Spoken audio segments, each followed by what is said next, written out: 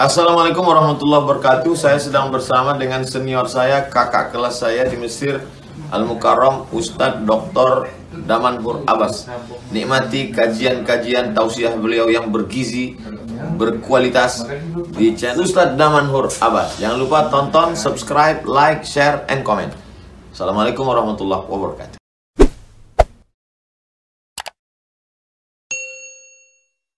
Assalamualaikum warahmatullahi wabarakatuh. Alhamdulillahilladzi ahyana ba'dama amatana wa ilaihin nusyur. Asyhadu an la ilaha illallah lahu da'watul haqq. Harisun 'alaiha wa awjaba tabsyiri biha wal takum minkum ummatun yad'una ilal khair wa ya'muruna bil ma'ruf wa yanhauna 'anil munkar wa ulaika humul muflihun.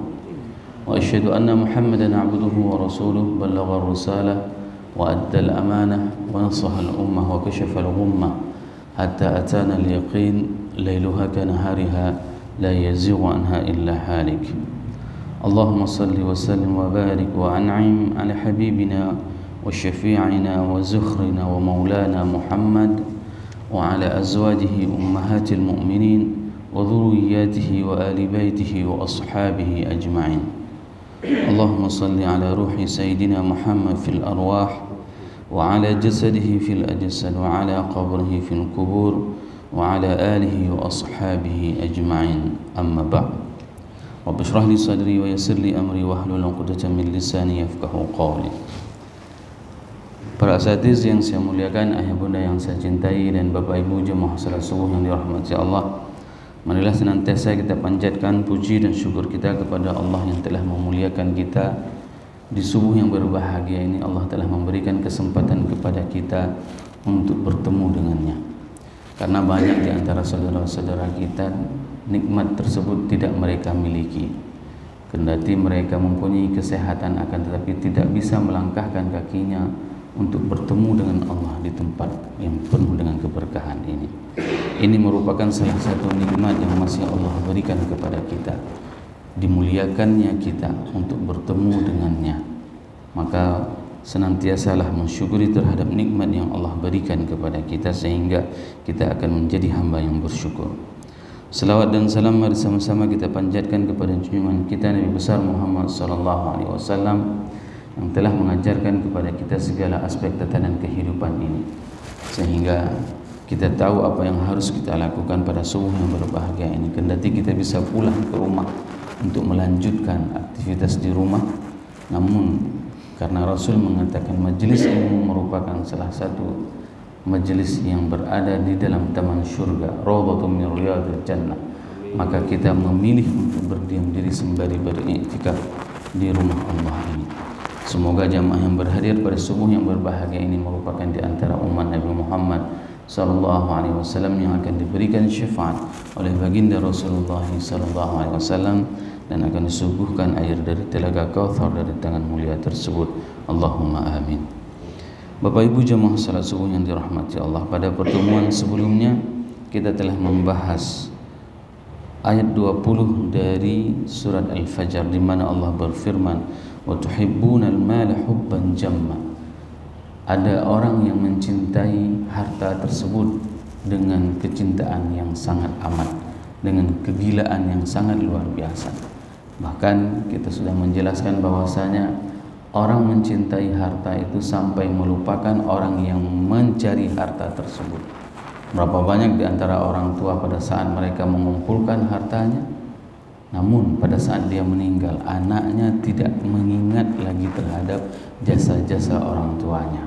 Begitulah kondisi orang-orang apabila mereka sudah mencintai harta, bahkan mereka tega melupakan orang yang mencari harta tersebut. Dan ada beberapa kasus pada saat mereka mendapatkan harta warisan, mereka sering membohongi saudara-saudaranya. Inilah yang dinamakan dengan kecintaan terhadap harta. Tuhibbunal mala hubban jamma, kegilaan terhadap kecintaan terhadap harta. Bapak Ibu jemaah salat subuh yang dirahmati Allah, pada subuh yang berbahagia ini kita akan melanjutkan ke ayat 21. Kalla idza dukkatil ardu dakkan dakka wa jaa rabbuka wal malaku saffan saffa waji'a yawma idzin bi jahannam yawma idzin yatadhakkarul insanu anna lahu dzikra. 3 ayat ini merupakan gambaran tentang bagaimana kondisi hari akhirat. Inilah kondisi yang paling mengerikan, di mana Allah sendiri yang menyebutkan bahwasanya kalla idza dukkatil ardu dakkan dakka, apabila bumi itu diguncang dengan seguncang-guncangnya, waja'a rabbuka wal malaku saffan saffa, dan datanglah Allah bersama para malaikatnya bersaf-saf. Waji'a yawma idzin bi jahannam, dan maka pada saat itu didatangkan, pada hari itu didatangkan kepada mereka neraka jahanam. Yauma idzin yatadhakkarul insan, pada saat hari itulah manusia baru menyadari tentang semua peringatannya. Berbeda dengan kita. Kita sudah mengetahui peringatan tersebut mulai dari subuh ini, tentang bahayanya, tentang dahsyatnya hari akhirat tersebut. Wa anna lahu dzikra, bahwasanya semuanya itu telah diingatkan oleh Allah. Untuk apa lagi peringatan tersebut? Dikarenakan itu sudah terlambat semuanya. Maka beruntunglah Bapak Ibu jemaah yang berhadir pada subuh yang berbahagia ini, dikarenakan kita masih bisa mendengarkan peringatan tersebut sebelum datangnya hari akhirat. Imam Ibnu Ashur menjelaskan di dalam tafsirnya At-Tahrir wa At-Tanwir, beliau mengatakan tahdidahum bi'adzabid dunya alladhi fi qawlihi, bahwasanya mereka diingatkan tentang bagaimana azabnya dunia dengan firman Allah, alam tara kaifa fa'ala rabbuka bi'ad. Sebagian di antara orang-orang yang kufur terhadap Allah, Allah telah mengazab mereka di dunia, sama seperti diazabnya orang-orang Ad, orang-orang kaum Fir'aun, kaum Tsamud, dan itu semuanya menjadi pelajaran. Kita tidak bisa mengatakan bahwasanya cerita Fir'aun itu adalah cerita yang tidak ada. Kenapa? Dikarenakan kita bisa melihat sendiri hari ini bahwasanya Fir'aun itu diabadikan oleh Allah, tidak membusuk tubuhnya, sehingga mereka Fir'aun tersebut adalah orang yang dimesiumkan di museumnya Mesir hari ini. Kesombongannya itu bukan hanya pada saat dia hidup, sombongnya itu pada saat dia mati pun masih sombong. Bagaimana sombongnya? Kita untuk melihatnya itu harus membayar. Untuk melihat Fir'aun itu harus bayar. Dulu kami pada saat ingin melihatnya itu harus membayar sekitar 40 pound Mesir. Itu untuk melihat wajah dan tubuh orang yang durhaka kepada Allah. Bayangkan bagaimana sombongnya. Bukan hanya hidup dia sombong, mati pun dia masih sombong. Nah, semua itu merupakan azab yang mereka dapati di dunia. Kendati mereka mempunyai kekuasaan yang sangat luar biasa, tidak ada satupun orang yang berani bisa dan mampu mengalahkan kekuatan dan kerajaan Fir'aun. Tapi apa yang terjadi pada saat mereka bermaksiat kepada Allah, meninggalkan Allah dan Rasulnya, maka mereka ditenggelamkan di dalam Laut Merah. Ini menunjukkan bahwasanya azab itu akan didapati bagi siapapun di dunia ini, bagi orang yang meninggalkan Allah dan Rasulnya. Bapak Ibu jamaah yang dirahmati Allah, pada saat Allah menyebutkan dakka wal muradu bil ardi kurratun allati 'alaiha an-nas, yang dimaksud dengan al-ard, bumi, yaitu di mana manusia menempati tempat tinggalnya. Bumi ini merupakan salah satu planet yang memang layak dihuni oleh manusia. Kenapa? Pada saat manusia mencoba untuk mendapatkan kehidupan di luar bumi ini, maka itu tidak layak huni. Kalau seandainya orang mengatakan, para ilmuwan mengatakan mereka akan mencoba untuk memulai kehidupan di planet Mars, maka tidak akan pernah ada kehidupan di sana. Kenapa? Karena kan pada saat terjadi ledakan yang dahsyat atau dikenal dengan teori Big Bang, maka pada saat itu jarak ledakan itu yang membuat bumi hari ini, antara bumi dengan matahari, itulah yang paling sesuai untuk adanya kehidupan. Kalau seandainya jarak itu lebih dekat 1 meter saja maka kita akan terbakar. Kalau seandainya jarak tersebut akan lebih jauh 1 meter maka kita akan kedinginan yang sangat luar biasa. Ledakan itulah yang dinamakan dengan awalam ya'lamil ladzina kafaru anna as-samawati wal arda kana ratqan fafataqnahuma wa ja'alna minal ma'i kulla syai'in hayy. Apakah orang-orang kafir tidak mengetahui bahwasanya dulunya langit dan bumi itu adalah satu padu? Fafataqnahuma, maka kami diledakkan oleh Allah menjadilah sebuah kehidupan. Hari ini semua ledakan itu akan mengakibatkan kematian, tapi ledakan Allah akan menghasilkan kehidupan. Maka bumi yang tempat tinggal manusia inilah yang akan dihantam oleh Allah dengan sekencang-kencangnya. Allah menyebutkan dengan kata-kata dakkan dakka wa dakkaha khatamaha, yaitu terjadi benturan, wa tafriq ajza'iha an-nashi'un, dan terpecah belahlah lempengan-lempengan bumi tersebut. Bagaimana bisa terpecah lempengan bumi? Hal ini sebagaimana disebutkan di dalam beberapa ayat Al-Quran bahwasanya yang bisa membuat bumi ini merekat antara satu lempengan dengan lempengan yang lain itu adalah gunungnya. Wal jibala autada, yaitu pasaknya. Gunung itu merupakan pasak bumi. Pada saat lempengan bumi bertemu antara satu lempengan dengan lempengan yang lain, yang satu naik ke atas, yang satu turun ke bawah, hari itu lempengan ini akan terlepas. Maka bayangkan kalau seandainya Bapak Ibu pernah mengalami gempa tsunami. Hampir semua orang mengatakan pada saat gempa tsunami inilah kiamat. Tapi orang yang cerdas, orang yang mengetahui agama mengatakan tidak mungkin kiamat. Kenapa? Karena kemarin matahari tidak terbit dari barat, katanya. Dia sadar bahwasanya ini bukan kiamat. Ya. Tapi gempa tsunami itu adalah gempa yang paling dahsyat. Pertama kita itu dihayun dengan sekencang-kencangnya. Setelah itu baru kita dibanting-banting. Itulah kejadian pada saat orang mengalami gempa sekencang tsunami saja sudah mengatakan bahwasanya ini kiamat. Apalagi pada saat kita mengetahui dan kita menanyakan dengan orang-orang yang berada di pinggir pantai. Mereka mengatakan mereka berlarian melihat air setinggi pohon kelapa. Apa yang terbayang bagi mereka hari itu? Kecuali memang itu adalah kiamat. Namun hari itu Allah sendiri mengatakan khatamaha wa tafriqu ajza'ihan an-nasyu ala fasadil qaum wal kainah alaihi al-an, bahwasanya terjadinya hantaman yang sangat luar biasa sehingga terjadilah pecah belah semua lempengan yang ada di atas muka bumi ini sehingga terjadilah kehancuran. Imam Ibnu Asyur menggambarkan bagaimana dahsyatnya dakkan dakka, bagaimana dahsyatnya gempa hari itu.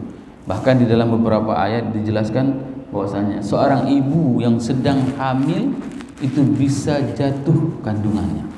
Padahal rahim merupakan adalah salah satu tempat yang paling kokoh, yang paling aman. Tidak pernah ada janin yang jatuh yang berada di dalam rahim seorang ibunda.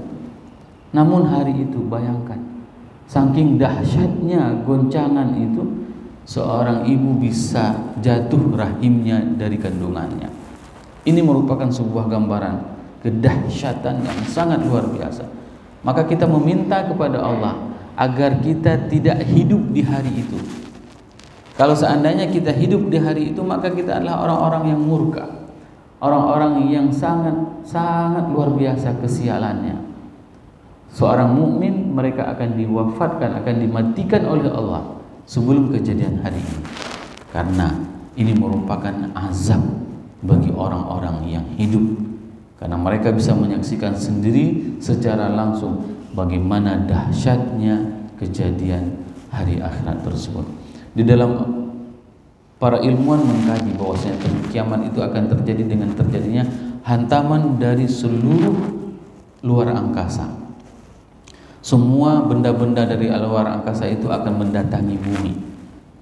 Nah, inilah yang dinamakan dengan pada saat kita membahas tentang sangkakala yang ditiup oleh malaikat. Alam semesta ini kita sudah pernah menjelaskan. Secara saintis para ilmuwan mengatakan bahwasanya alam semesta ini seperti bentuk trompet. Dulunya di era 90-an para ilmuwan mengatakan alam semesta ini seperti balon. Ternyata Hubble teleskop memotret tentang alam semesta bentuknya seperti trompet, dan Rasul melihat sendiri mulut malaikat peniup trompet itu sudah siap untuk meniupnya. Sehingga apa? Ditanya oleh Ibunda Aisyah, apa yang membuat jantungmu begitu berdetak kencang? Rasul mengatakan, aku telah melihat malaikat peniup trompet. Kaki kanannya ke depan, kaki kirinya ke belakang, matanya menyala, dan dia sudah siap untuk meniup sangkakala. Menandakan apa? Alam semesta ini berada di mulut malaikat peniup trompet. Begitu ditiup maka semuanya akan hancur porak-poranda. Inilah kondisi hari akhirat di mana Allah mengatakan idza dukkatil ardu dakkan dakka.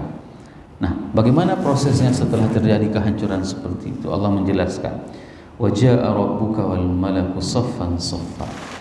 Maka datanglah Tuhan Allah wal malak dan malaikat, ya, saffan saffa, baris berbaris.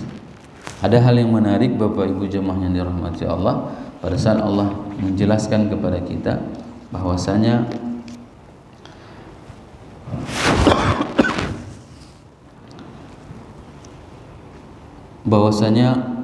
annahu dakkan yu'aqibu ba'daha ba'dan kama taqulu qara'atul kitabu baban, bahwasanya pada saat malaikat itu dikatakan dengan saffan ay saffan ba'da saff wa khalafa saff, bahwasanya malaikat itu berdatangan dengan berbaris, saf pertama, setelah itu saf kedua. Inilah kondisi di mana nanti pada saat kita dibangkitkan maka kita akan bertemu langsung dan berhadapan dengan Allah dan dengan para malaikat. Bagi orang-orang yang beriman, mereka akan langsung bisa melihat wajah Allah, dan mereka akan bisa melihat bagaimana kondisi malaikat pada saat itu. Nah, kalaulah seandainya ayat ini hadir pada saat kita membacakannya, maka kita akan menangis, akan merindukan kondisi yang seperti ini. Maka inilah yang membuat kenapa kita harus mempelajari tafsir. Agar apa? Agar makna yang kita baca, agar ayat yang kita baca itu menyentuh hati kita. Bayangkan hari ini, pada saat kita apel pagi, kalaulah seandainya kita apel dipanggil oleh, katakanlah kalau seandainya di TNI yang paling tertinggi jabatannya itu adalah Panglima TNI, kita berada di hadapan mereka, dipanggil, begitu mulianya seseorang tersebut. Nah, bagaimana dengan kondisi di mana nanti di hari akhirat kita berhadapan dengan pencipta langit dan bumi alam semesta ini? Bagaimana mulianya kita? Nah, kalau seandainya kita tidak mempunyai bekal apapun, apa yang membuat kita harus, dan bagaimana kondisi kita nanti kalau seandainya ditanyakan oleh Allah, kuberikan kepadamu umur 60 tahun, 70 tahun, apakah engkau pernah melakukan memujiku? Apakah engkau pernah beribadah kepadaku? Bagaimana kita akan menjawab pertanyaan-pertanyaan nanti yang akan ditanyakan langsung berhadapan dengan para malaikat tersebut? Bapak Ibu jemaah yang dirahmati Allah, selanjutnya Imam Ibnu Ashur menjelaskan, wal mulk ismun jinsun ta'riful jins fa yuradiful al-istighraq ay al-malaikah. Dan yang dimaksud dengan al-mulk di sini adalah merupakan malaikat, sebagaimana difirmankan oleh Allah di dalam surat As-Saffat, innallaha yuhibbul ladzina yuqatiluna fi sabilillahi saffan, bahwasanya Allah menyukai orang-orang yang berjihad di jalannya itu berbaris. Jadi malaikat itu berbaris sebagaimana berbarisnya orang-orang yang berjihad di jalan Allah. Dulu peperangan itu semuanya dengan barisan. tidak seperti hari ini. Maka peperangan orang-orang mukmin mulai dari dulu sampai dengan masa Rasulullah SAW, bahkan dengan beberapa sahabatnya, peperangannya itu adalah paling gentleman. Di mana gentleman, mereka itu akan berbaris semuanya dan akan berhadapan langsung dengan musuh. Tidak seperti hari ini. Hari ini peperangan itu sudah menggunakan teknologi, mana berperang melalui pesawat tempur, melalui meriam, melalui bom, melalui apapun, sehingga peperangan itu tidak lagi berhadapan antara satu orang dengan orang yang lain. Waji'a yawma idzin bi jahannam wal ma'na udhirat lahum jahannam. Maka pada saat Allah mengatakan dan didatangkan hari itu kepada mereka neraka jahanam, yaitu udhirat, dinampakkan. Maka pada saat dibangkitkan itu, kita sudah tahu siapa sebenarnya yang akan masuk ke dalam neraka dan siapa yang akan masuk ke dalam surga. Karena pada hari itu pula, hari dibangkitkan, mereka akan dinampakkan dengan bagaimana nikmatnya surga dan bagaimana pedihnya azab neraka. Wa udhirat lahum jahannam, sebagaimana firman Allah, qala Allah Ta'ala, hatta idza ja'uha futihat abwabuha. Ini sebagaimana firman Allah di dalam surat Az-Zumar. Orang-orang yang nanti dimasukkan ke dalam neraka, futihat, tidak ada kata waw, tidak ada huruf waw. Para mufassirin menjelaskan, futihat abwabuha itu terbuka pintu neraka, bermakna tidak ada malaikat yang mempersilahkan orang masuk ke dalam neraka. Orang masuk ke dalam neraka itu dicampakkan, didorong. Begitulah dahsyatnya neraka tersebut. Berbeda pada saat Allah mengatakan wa futihat abwabul jannah, maka pada saat orang yang dimasukkan ke dalam surga, ada malaikat yang menunggu di depan pintu surga dan dibukakan pintu surga untuk dipersilahkan masuk kepada orang tersebut. Kita sudah pernah membahas dalam majelis ilmu ini bagaimana orang yang terakhir sekali masuk ke dalam surga, dia dengan merangkak sedikit demi sedikit, dan pada saat dia mendengar suara di dalam surga, dia meminta kepada Allah untuk bisa melihat saja surga, untuk bisa melihat saja surga. Setelah dia lihat, dia minta doa, ya Allah, janganlah aku lihat saja, masukkanlah aku ke dalam surga ini. Ya, itu kondisi bagaimana pedihnya azab neraka. Bapak Ibu jemaah yang dirahmati Allah, beberapa ayat tadi membuat kita agar apa? Agar kita bisa meningkatkan keimanan dan kecintaan kita kepada Allah dan kepada Rasulullah sallallahu alaihi wasallam. Subhanakallahumma bihamdik, asyhadu an la ilaha illa anta, astaghfiruka wa atubu ilaik. Wassalamu alaikum warahmatullahi wabarakatuh.